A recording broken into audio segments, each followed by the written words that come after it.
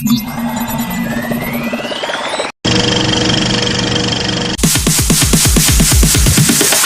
it's DJ.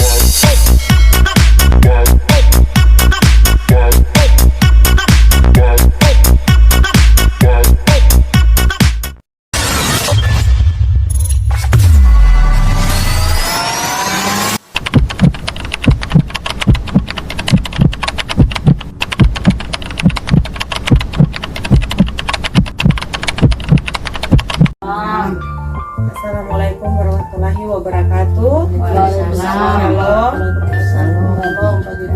Baiklah, saat ini saya dari mahasiswa UNPI Fakultas Keperawatan akan mengadakan satu penyuluhan, dan saat ini saya akan memberikan penyuluhan mengenai VSD, ventricular septal defect, atau yang biasa kita kenal dalam bahasa sehari-hari jantung bocor.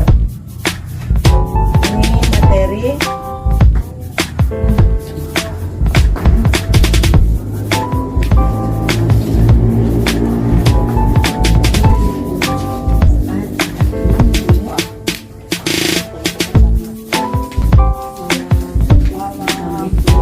Yang pertama, saya ingin menjelaskan mengenai apa itu VSD atau yang biasa kita kenal dengan jantung bocor. VSD adalah suatu keadaan abnormal jantung berupa adanya pembukaan antara valve kiri dan ventrikel kanan.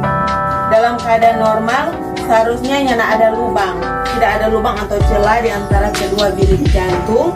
VSD disebabkan oleh karena gangguan dalam proses pembentukan jantung di dalam kandungan. Gangguan ini menyebabkan dinding pemisah antara bilik kanan dan kiri jantung tidak menutup dengan sempurna. Kemudian saya ingin menjelaskan mengenai etiologi penyebab terjadinya VSD atau jantung bocor. Yang pertama dari faktor prenatal.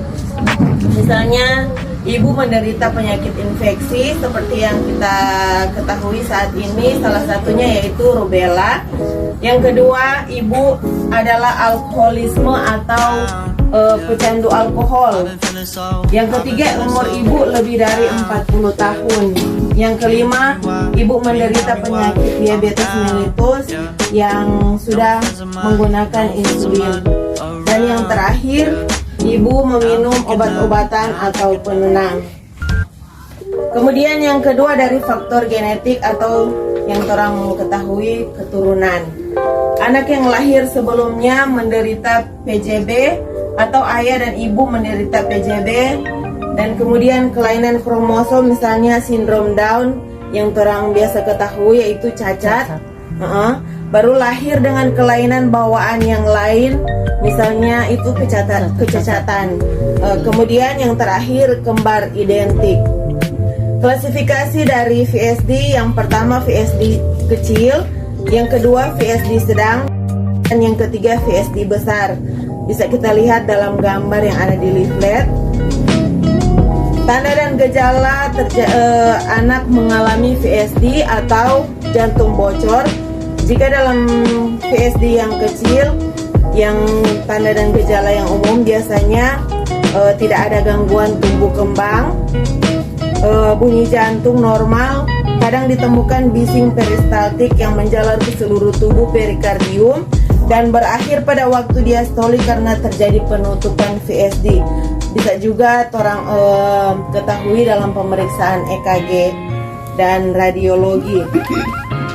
Kemudian VSD sedang, sering terjadi simptom pada bayi, adanya sesak nafas pada bayi di saat beraktivitas. Orang boleh lihat dia keadaan bayi. Jika misalnya adek berbiru-biru, berarti perlu orang bawa ke dokter. Baru dia berat badan sukar naik, jadi dia tumbuh kembang terganggu. Kemudian mudah menderita infeksi, dan biasanya infeksi itu lama dalam penyembuhan. Dan terakhir pemeriksaan EKG, terdapat peningkatan aktivitas jantung terutama pada ventrikel kiri meningkat. Yang ketiga VSD besar, sering timbul gejala di saat pada masih bayi. Pada minggu kedua atau ketiga simptom mulai timbul, kemudian bayi tampak sesak nafas saat istirahat, gangguan tumbuh kembang, biasanya berat badan tidak naik, tidak sesuai dengan umur dari bayi tersebut. EKG, pemeriksaan EKG terdapat peningkatan aktivitas ventrikel kiri dan kanan. Kemudian pemeriksaan radiologi, adanya di situ kelihatan adanya pembesaran jantung. Kemudian pemeriksaan penunjang jantung bocor itu kita bisa ketahui tentunya dengan pemeriksaan penunjang melalui EKG, melalui radiologi X-ray, kemudian yang terakhir melalui ehokardiografi. Dalam pelaksanaan VSD, yang pertama secara umum tentunya dalam posisi setengah duduk atau tira baring, posisi setengah duduk, iya. Kemudian tentunya ada penggunaan oksigen, koreksi gangguan keseimbangan asam, basa, dan elektrolit. Kemudian ada diet makanan berkalori tinggi, pemantauan hemodinamik yang ketat, kemudian hilangkan faktor yang memperberat, salah satunya demam, anemia, atau infeksi. Kemudian diet pada penderita malnutrisi. Yang kedua, pembedahan atau operasi. Yang ketiga, non bedah. Seringkali itu dalam dunia kesehatan dilakukan tindakan menutup defek dengan alat melalui kateterisasi jantung. Dan yang terakhir, farmakologi atau obat-obatan sesuai anjuran dokter.